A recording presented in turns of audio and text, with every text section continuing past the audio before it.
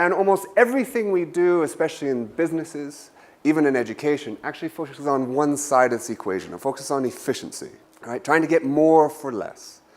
Focus on answers. In schools, we don't teach children how to ask questions. We don't even teach them what a good question is. We teach them how to follow recipes, right? We teach them to be efficient because that's how our organizations run. The problem is that the world changes. Okay? To be efficient is a really good idea if your world is constantly static. And in biology, the best environment for efficiency is competition. Okay?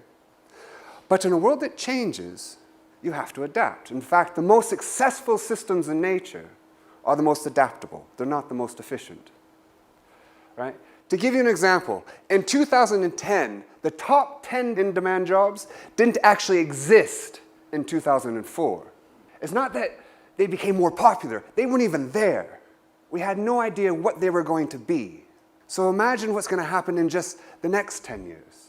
Right? So we're educating kids now, for instance, for a world that doesn't even exist. They're going to have 8 to 10 different careers through their lifetime. Okay? So the future focus is not to bias everything towards creativity.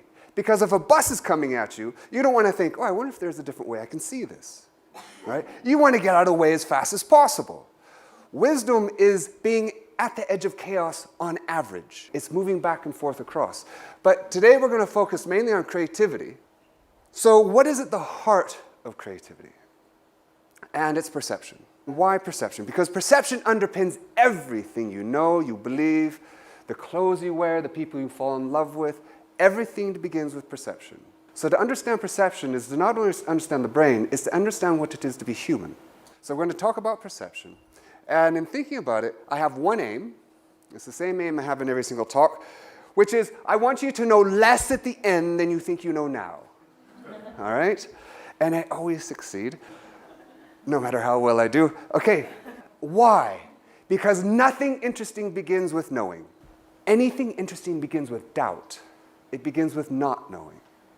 Right? And I want you to doubt at the most fundamental level, even your level of the perception of reality. So how many of you, when you woke up this morning, thought you saw the world as it really is? I think you probably all have the assumption that you're seeing the world accurately. And I'll demonstrate by asking you, do you believe in illusions? Do you believe illusions exist? Yeah, okay. So you believe that you see the world accurately. Why? Because the definition of illusion is to see the world differently from the way it really is. So if you believe in illusions, you think that sometimes you see the world differently than the way it is, which means most of the time, you're seeing the world as it really is. So we're going to do a quick test.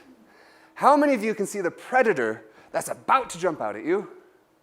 And if you haven't seen it yet, you're dead, right? So 90% of the information your brain uses to see comes from lightness. It's staring right at you, literally. So let's add 10% of the information. Yes? For those who still haven't had their cup of coffee, there it is. Okay. So if we go back, all right. So this makes a fundamental point, right? That when it comes to vision, your eyes have very little to do with what you see. I work at the Institute of Ophthalmology. They love it when I say that, right? The eyes are like the keyboard is to a computer. It's just the way to get the stuff in. It has very little to do with what you actually see. But maybe at the level of lightness, surely at the level of lightness, we see the world accurately, because nothing's easier than seeing the intensity of light. That is our most basic visual sensation, right? If that's true, then things that are different should look different, right? And these 4 squares are in fact different in their intensity. This one has less intensity than that one. They look different, right? Agreed? So it seems like we're seeing the world as it really is, which means 2 squares that are physically the same should also look the same. And they do. But what happens if we don't change those squares? We just change what surrounds them. Do they still look the same? Everyone probably sees this one as lighter than that one. Yes? This is our most basic illusion, and we don't know how it works. What it demonstrates, though, is that context is everything when it comes to seeing the world.